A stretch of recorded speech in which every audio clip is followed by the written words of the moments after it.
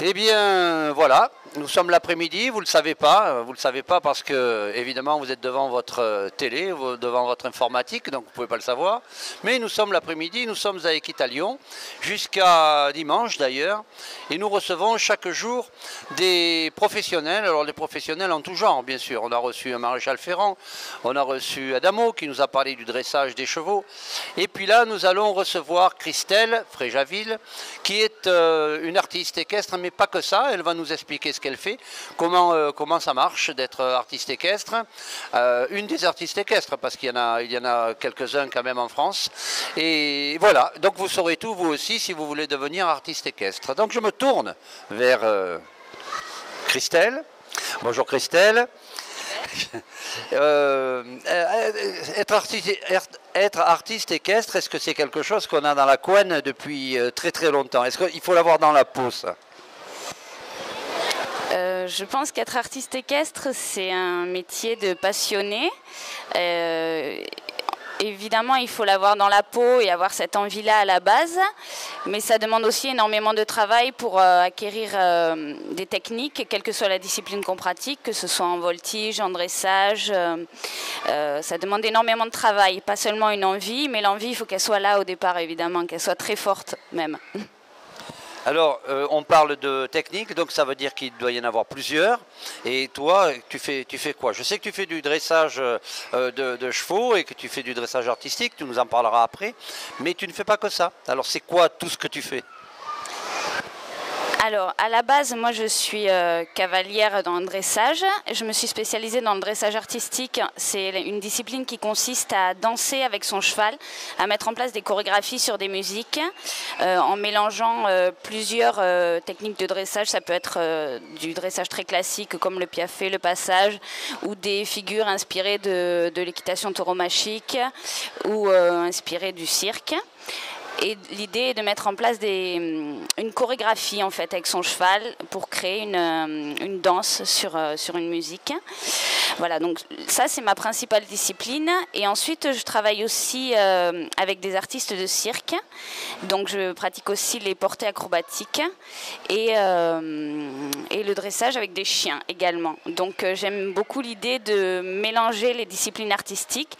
Ça crée une dynamique et une émulation intéressante. On est dans le cadre, pour ceux qui nous prennent en cours, comme on dit dans les télévisions, finalement, on parle de dressage artistique, on parle de dressage de chiens. Pour tout cela, est-ce que ça nécessite de passer dans des écoles? Est-ce qu'on apprend encore comme avant, comme dans le cirque? Comment on fait? Il y a plusieurs chemins possibles.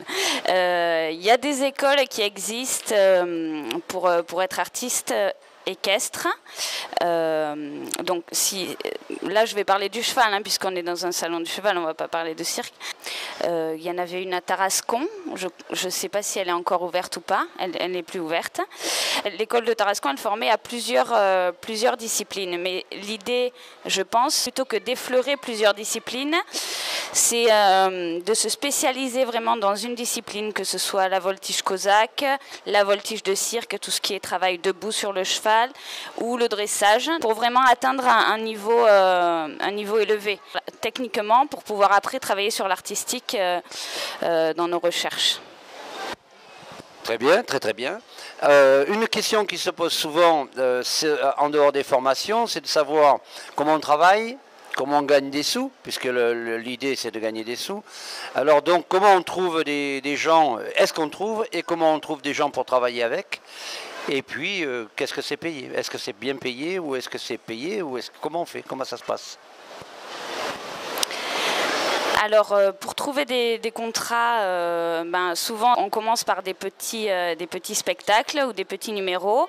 Et petit à petit, au fur et à mesure des rencontres, des expériences, on peut trouver de plus en plus de contrats, si notre travail plaît, évidemment. Pour ma part, je suis artiste en résidence au Haras d'Aurillac, puisque les Haras prenaient des artistes en résidence.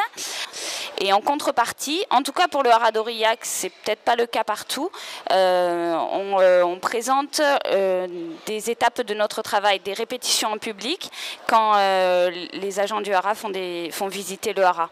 Finalement, tu es apparu dans quels endroits, toi, pour être vu, pour être aujourd'hui à Lyon? Parce que, en fait, tu fais partie des animations ici. Oui, je fais partie des animations, je présente mes numéros sur la carrière Nikito. C'est par le biais des rencontres, j'ai participé au cabaret équestre du haras d'Aurillac qui se déroule tous les étés. Et c'est monsieur Alain Blanquet qui présente ces cabarets-là et qui est responsable des animations sur le salon. Donc c'est par ce biais-là que j'ai pu venir travailler ici sur le salon. Et c'est vrai que les salons, pour nous les artistes équestres, c'est quand même un bon moyen de créer un réseau, d'avoir des contacts et de permettre de vendre nos numéros par la suite. Je sais qu'il existe aujourd'hui un syndicat des artistes équestres qui justement essaye de rassembler depuis un an un petit peu tous les artistes, parce que c'est pas facile d'être artiste équestre. Il doit y en avoir une soixantaine peut-être en France qui tournent soit régionalement, soit nationalement. Il n'y en a pas tant que ça nationalement. En tout cas, il faut quand même dire que ça existe. Il n'y a pas vraiment d'école, à part les écoles de cirque, comme tu disais tout à l'heure. Donc c'est pas aussi simple que cela à faire. Qu'est-ce que tu dirais à un jeune qui veut faire comme toi, par exemple, qui t'a vu et qui a dit « Ah là là, c'est super », qu'est-ce que tu lui dirais? De faire, de pas faire? Moi, je lui dirais de faire parce que c'est important de réaliser ses rêves dans la vie et je pense que quand on a des rêves, il faut vraiment aller au bout. Et je lui dirais de bien s'entourer, de s'entourer des bonnes personnes pour être bien formé et de faire sa propre expérience ensuite, et se faire son chemin. Merci Christelle. Voilà, c'était quelque chose autour des artistes équestres. Évidemment, si vous avez l'intention de venir sur Lyon, puisque vous allez voir cette petite émission, vous allez la voir sur Internet. Si vous voulez, ça dure jusqu'à dimanche et que plusieurs fois par jour, Christelle fait un numéro. C'est quoi d'ailleurs ? Alors, les numéros que je présente ici, c'est des numéros de dressage artistique, donc c'est des numéros de danse à cheval, avec Ocre, qui est mon cheval, c'est un pure race espagnol de 9 ans. Bien, merci, à bientôt, merci de nous suivre. Et puis, quant à nous, eh bien, on va continuer à rencontrer les gens et vous faire partager leurs aventures humaines et équestres. Voilà, bon après-midi, puis bon après-midi à tous les spectateurs qui viennent nous voir toute la journée. Bye bye.